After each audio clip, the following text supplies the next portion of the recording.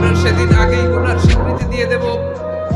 আমরা বলবো, আল্লাহ তুমি প্রশ্ন করার আগে তোমার একটা কথা বলি, আমারে কিছু জিজ্ঞেস করো না, আমি সব করেছি। এমন কোন পাপ নাই যে পাপ আমারে দিয়ে হয় নাই।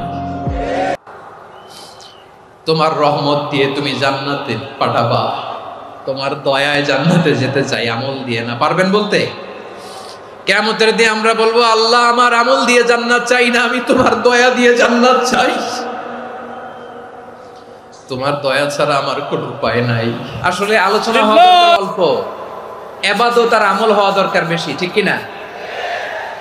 কিয়ামতের একটা আলামত হচ্ছে খুতাবুকুম তাওয়িলা ওয়া সালাওয়াতুকুম কাসীরা। কিয়ামতের আগে আমাদের বক্তব্য হয়ে যাবে লম্বা।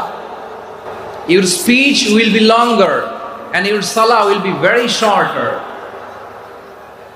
বক্তব্য হবে লম্বা, সালাত হবে খাটো। এই নমুনা বর্তমানে আছে না নাই? ঘন্টার পর ঘন্টা, তাও তৃপ্তি মিটে না।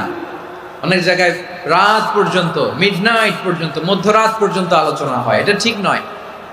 বক্তব্য হবে একেবারে gist, cream of the creams, একেবারে ক্রিম কথাটা আলোচক উপস্থাপন করবেন। হেদায়েত দেওয়ার মালিক কে? ইন্নাকা লা তাহদি মান আহবাবতা ওয়ালাকিন্নাল্লাহা ইয়াহদি মান ইয়াশা।